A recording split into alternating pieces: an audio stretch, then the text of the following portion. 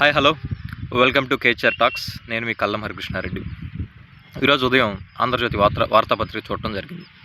దాంట్లో మన రాధాకృష్ణ గారి బాధ ఏంటంటే జనరల్గా ఒక జర్నలిజం వాల్యూస్ అంటే ఏంటంటే ప్రజల కష్టాలేంటి, ప్రజల బాధలేంటి, వాటి కోసం ప్రజల తరపున ఈ జర్నలిజం అంటే జర్నలిస్టులు కానీ ఈ పేపర్ వాళ్ళు కానీ ఫైట్ చేయాలి, ప్రభుత్వాన్ని ప్రశ్నించాలి, ప్రభుత్వం నుండి వారికి కావాల్సిన వాళ్ళ డిమాండ్లు ఏదైతే ఉందో నెరవేర్చడానికి వీళ్ళు సహకరించాలి. అవి సహేతుకమైన డిమాండ్స్ అయితే ఇది జనరల్గా మన న్యూస్ పేపర్స్ కానీ టీవీస్ కానీ వహించాల్సిన పాత్ర.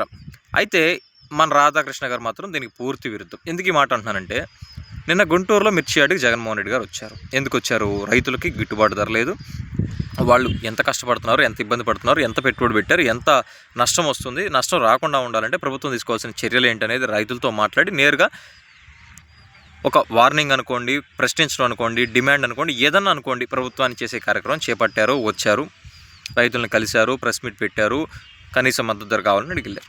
ఇది మొత్తం అయిపోయిన తర్వాత ఈరోజు ఉదయం ఆంధ్రజ్యోతిలో రాసుకొచ్చారు. ఏం రాసుకొచ్చారంటే, జగన్మోహన్ రెడ్డి హయాంలో 7,000 మాత్రమే ఇచ్చాడు గిట్టుబాటు ధర, అది 7,000 కన్నా ఎక్కువ ఉండొద్దు అని జీవో కూడా ఇచ్చాడు, స్పెషల్ జీవో.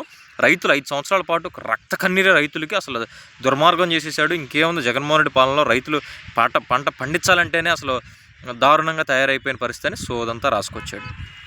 ఇన్ని చేసినా కానీ ఆఖరికి పాపం అంటే చంద్రబాబు నాయుడు గారు కానీ రాధాకృష్ణకి బహుశా కమ్యూనికేషన్ లేదనుకుంటా. ఎందుకంటే ఇదే రాధాకృష్ణ అప్పట్లో 7,000 ఉంది, ఇప్పుడు 2020లో 7,000 ఉందంట. రాధాకృష్ణ గారు 2020లో పెట్టుబడి ఎంత అవుతుంది, ఇప్పుడు ఎంత అవుతుంది, దీని మీద మీకు కనీస అవగాహన ఉందా? లేదు. ఆ రోజు కూల్ ఎంత ఉంది, ఈ రోజు కూల్ ఎంత ఉంది, మీకు కనీస అవగాహన ఉందా? లేదు. పోనీ ఆ రోజున జగన్మోహన్ రెడ్డి గారు 7,000 అని ప్రకటించిన మాట వాస్తవమే. అంటే 7,000కే కొనాలని కాదు, 7,000 అనేది ఎంఎస్పి, మినిమం స్టాండర్డ్ ప్రైస్. అంటే 7,000 కన్నా తక్కువ కొనొద్దు, ఎవరు కొన్నా 7,000 కన్నా ఎక్కువే కొనాలి. 7,000 అనేది కనీస ధర, కనీస మద్దతు ధర అనేది ప్రకటించారు, ఎప్పుడు 5 ఏళ్ల క్రితం.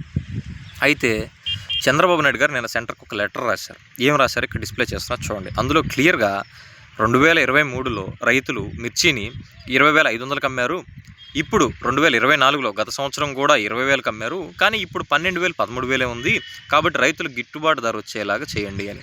మరి రాధాకృష్ణ నువ్వు అన్నట్టు నిజంగా 7,000 అయితే చంద్రబాబు నాయుడు గారు తప్పుడు లెటర్ రాశారంటారా? అరే ఆయనే ఒప్పుకున్నప్పుడు నీ బాధ ఏంట్రా బాబు, మాకు అర్థం కాదు. రాధాకృష్ణ కనీసం ఆలోచించొద్దా? లెటర్ రాసేయడం కానీ ఏదో ఒకటి జగన్ మీద బురద చల్లాలి, ఇంతే. చంద్రబాబు దగ్గర మెప్పు పొందాలి. చంద్రబాబే చెప్తున్నాడు, ఊరే బాబు అక్కడ 2023లో 20,500కి అమ్మారు, 2024లో 20,000కి అమ్మారు. అంటే వాస్తవంగా మళ్ళీ ఈ జగన్మోహన్ రెడ్డి గవర్నమెంట్ ఎక్కడ క్రెడిట్ వస్తుందో ఆయన చాలా తగ్గించి రాశాడు. 23,000, 25,000, 27,000కి అమ్మిన వాళ్ళు కూడా ఉన్నారు. నాకు తెలిసిన చాలామంది రైతులు ఉన్నారు, మా ఊర్లో అమ్మిన వాళ్ళు ఉన్నారు, ఈ తెలుగుదేశం పార్టీ వాళ్ళు అమ్మిన వాళ్ళు కూడా ఉన్నారు.